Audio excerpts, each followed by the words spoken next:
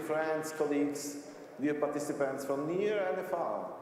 I greet you online today, for I cannot be with you in person. It's funny how quickly times change. A year ago, it was normal to be participating online. At the time, little else was possible actually. Today, times are changing again, and online participation is going back to being an exception rather than the rule. While it is magnificent to be able to interact and share moments with the people in person again, a part of me is struck by how quickly our norms, our etiquettes in our daily lives can actually change. It makes me realize how much our reality and the paradigms are in fact transitory. And this true for me is perfectly reflected in this year's theme of the CPTP conference, data protection and privacy in transitional times. Last 2 years have brought with them many transitions. So many of our environments have been reimagined and redefined. And together with them, our approach to data protection and to privacy. Life, as we know, has changed. It transitioned. It is transitional. Yet, throughout the course of the pandemic, and also throughout the course of the ongoing war of Ukraine, there has been one large constant. This constant has been, and still is, the resilient state of human condition. In our papers, conferences, we talk a lot about enforcement, about powers of the data protection authorities, at least with DPAs, about the impact of data transfers or current business models, about the use of algorithms in innovation. But sometimes we get caught up in this noise. Sometimes we lose sight of what is really fundamental, what we are fundamentally protecting. And at the end of the day, these are the rights of the people. In many ways, this recognition of the individual is thankfully embodied in the structure and the current of the data protection framework. But sometimes we forget that the people were not static. We are not static. Instead, we are dynamic. We can be vulnerable. We can be weak. We can also be resilient, strong, and united. But what recent times have shown us is that people can also be influenced or deprived of choices and opportunities. Insight from behavioral economics and behavioral science have shown us that just as easily as nudge theory or subconscious bias can be used to promote the good, they can also be used to promote alternative interests. One must think of growing use of dark patterns on internet, on cunning design of certain cookie banners that subconsciously influence users to act in a way or another. Or one can think of the effects of targeted advertising and how the use of pervasive profiling can lead to the asymmetry of power between the data subject and data controller, who can infer things about the data subjects that the data subjects may not even be able to infer about themselves. One thing that life has reminded us over the last few years is that human condition is vulnerable in so many ways. But for me, the vulnerability can often simply mean the lack of choice. Whether this concerns the people who have to flee from the war, or from civil unrest, or the women who are striving for education in oppressive regimes. It is often the lack of choice that turns vulnerability into something that is paralyzing. Which brings me to the realization that fast-changing times where we have competing priorities and exponential level of technological development, there is even greater need to address the vulnerability of the people. To address it means to give the people the real choice, real opportunities, and sincere opinions, because this in itself builds on resilience of the people. At the same time, I believe that the ability to adapt and to reflect in such changing conditions is what makes the human mind unique.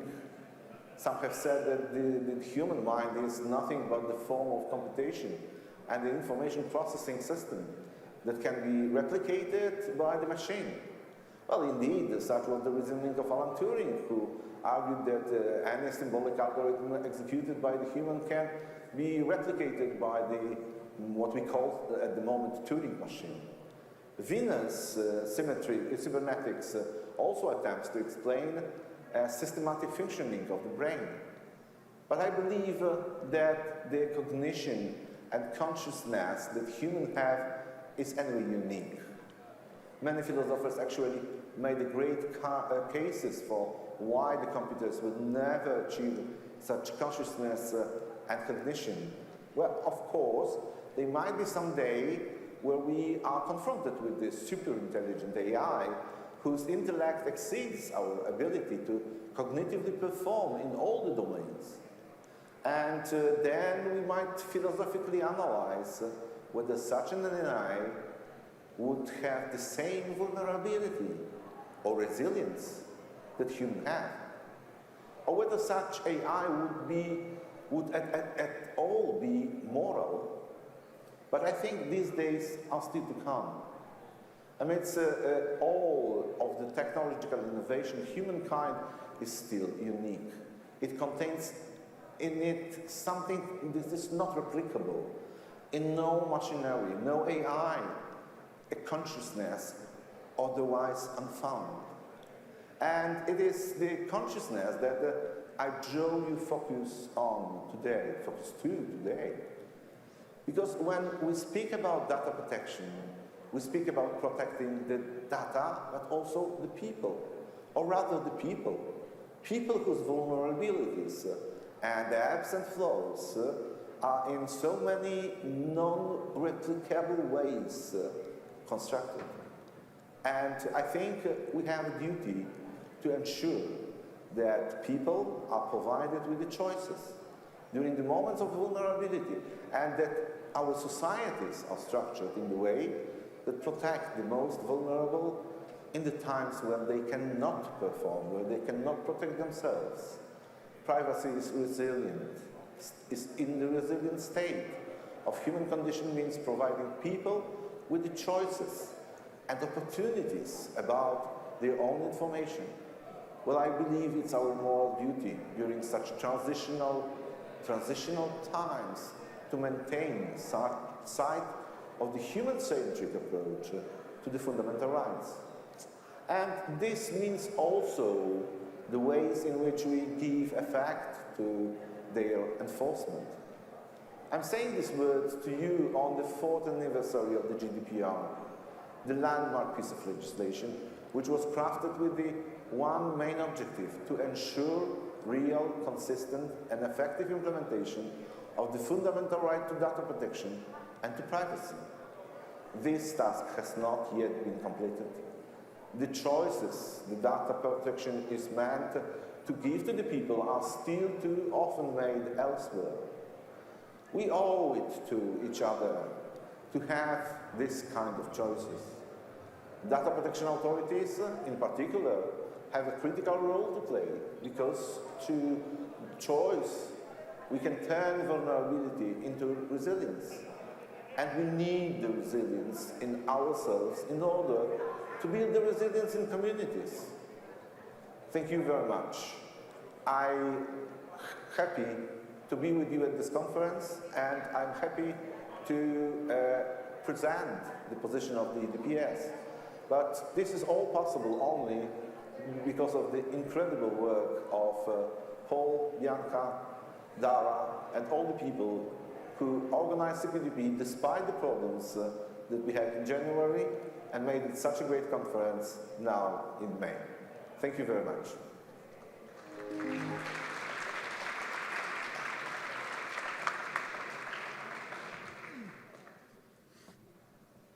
Yes. There we are. Ladies and gentlemen, this is I have a gift in not saying anything substantive at these moments. And that's why they asked me to present and to conclude, and I will, because this conference is a work of many. And you're probably not on the slide, so I start with the audience. This is an incredible audience. There was a party yesterday that was the ideal moment to steal books, to destroy toilets, and whatever people do at parties when they're drunk. And we didn't see anything. There weren't traces of bad behavior at all. Also, there were many messages about good behavior. So this is an incredible audience. You are there at 8:30 in the morning, and you're still there at this time of the evening. That is special, and other people have said so too. So thank you for being this audience. This conference could not deserve, my English is failing here, but something like, you're much better than us, and we thank you for being you. Was that good? Yeah? And thank you for being back. And so we are not an academic conference. There are a lot of misunderstandings. We are not a legal conference. We try not to be. We are trying to be a conference that is safeguarded by the academia as a very important pillar of our society. We have a mission as academics to speak the truth and but also to understand that truth is relative, which is a difficult concept, amongst others, for the media to understand. Academics can disagree, experts can disagree, and the academics know that, but does the world know this? And what if we're going to apply fake news guidelines to academics? We have to be aware of those things. So for me, academics are a very important stakeholder group in this society. And when these academics discuss in a spirit of modesty, a conference like this, you have great outcomes. What is the outcome? It is a stakeholder conference where people are supposed to disagree. And if there's no disagreement in panels, tell us, because then we program badly. And the academics are sometimes in the panels, but they're always safeguarding this right to disagree, which will help us further. And we also safeguard a certain courtesy, nonviolent communication, and we're so pleased with the gender balance, because I think through safeguarding that gender balance, we also safeguard this nonviolent communication. I don't want to go into stereotyping, but this is a personal note on. But a lot of these academics work at universities, are paid by these universities. We have to thank these universities, and we have to thank this concept of universities as a powerful player in societies. So of those four, I want to thank the three last persons. Bianca is the new managing director. It was her first year as a managing director. She's somewhere here, but keep her in mind. Dara is like old wine. He's getting better every year, more cynical, but more humor in programming. And Thierry is our arts and events director. And I hope you have understood the relationship that CPDP has built with artists. It's somewhere on page 100 what this means. It's gentle, perversive. It's subtle, but it brings a serious message about a way certain developments in privacy and in the scandals around privacy. So that is interesting, and I would really ask for a round of applause for these three, especially the newcomer, Bianca. Bianca, show yourself. Yeah, Bianca is over there, and Dara doesn't want any applause, but Thierry's over there. So, Thierry, where are you? Thierry, show yourself. Thierry's over there, I guess. Yeah. So, and let me get this straight. If this conference is good, it's because of the audience, because of the speakers. But then it's because of these two strong, willing minds that sign for the overall quality of almost everything that interfaces between us and you. So I deeply respect them. They are the brains of CPDP. Now, there is a programming team, and here we have added Diana and Bram and Ana Maria, and they are, but I want to accumulate your desire to give them an applause with showing the members of the extended programming team, Luca, Dennis, Malavika, Ronald, Omer. These are incredible people, just being our ambassadors everywhere, being kind and constructive, and giving us also an outside perspective. Then for those who have spoken, you were 450, and you have spoken with these people. I'm going to not call them by name, but I'm going to give you one moment to enjoy looking at their energetic and important faces. I know them all, and I respect them all. There are more. Here they are. These are people that have, sometimes under a little pressure by their boss, and others have done the coordination job. And it's not easy. To get this program printed in time, we needed these coordinators chasing a lot of speakers. So more here. We need to do this. We need to be respectful. They made it possible, not only this booklet, but also the fact that panels were ready in time. And it's difficult. And so I'm going back. No, I can't go back. I don't know how this works. But that was these were the coordinators. And then behind CPDP, there's a network of universities, but very concretely in terms of legal structure, there is the Privacy Salon, as we call it. The Privacy Salon does many other things, but CPDP, and rightly so, is it's not the dessert, but it's the main dish of our activities. But watch for Privacy Salon activities in Belgium, because there are more. And as you see, the team is professionalizing, and it could not be so. We are growing. This year we had 1,400 participants with a daily presence of more than 1,000 people. And you probably did not notice it, but these are high numbers, and we have to share spaces with each other. And it can be really hard in spring, as we have witnessed yesterday in La Cave and other venues. So the Privacy Salon is growing because this conference is growing and is undergoing deeper developments, also in terms of the kind of quality we want to offer to you. And just to say, Monday there wasn't free water in the afternoon. Well, it was hot. From Tuesday on, there was free water. That is, you can do these responsive things if the team is there, and I'm so proud of the team. And then bringing youthful energy and sexy moves on the dance floor are you all, but these students have shown us remarkable dance moves yesterday when they do tribal things with each other, things that people like me have never tried out when they were somewhat younger. But so these student volunteers have been wearing these white T-shirts. I want to have one too, but so I thank them for their energetic presence, and there are more of them, and they're all beautiful. And so then we have these strong people. Medi Congress is having done all the admin, all the checking in, and I have heard no complaints. They were there, and individual complaints were taken, practical complaints were taken serious by Else and her team. And then there are a lot of people working here, recording sessions. Most of them will go on the internet soon, but also organizing the hybrid conferences. It is not easy to have 4 physical speakers and 2 speakers digital. And I think the Create team was just the team we needed to do that smoothly. Nick Van Hey is the person who has done the final layout of the brochure. All craftsmen, craftspersons that I'm very proud to work with them.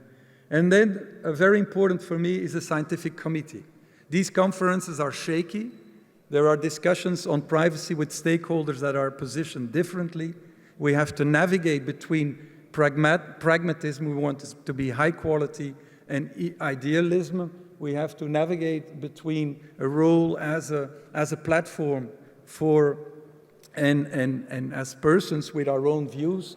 And it's the scientific committee that helps us navigating well and correct mistakes and we make them, but also to to guide us to the future, to suggest the themes that we will, that weren't there here. So you probably missed some of the themes that were preoccupying you. We get that feedback, hopefully from you, but we also got it from the scientific committee that traditionally comes together the third day at lunch. So I really, throughout the years, my certain humoristic dimension in my feelings about the scientific committee has been replaced by a deep sense of gratitude, because CPDP would not have survived without their support. So I think that's my last slide, and I think you should give them an applause, and all the students here, yeah? Oh yeah, and this one too, yeah? Yeah. And as I said, yeah, I love my academics. I love this one too. Every logo is a contact, is a connection, is a discussion.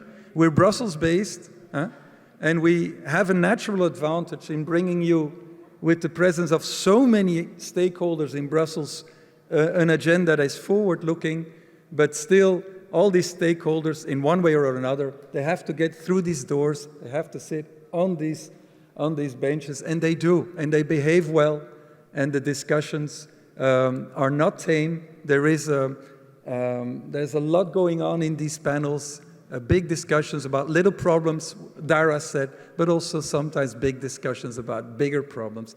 And we have seen the bigger problems also coming in.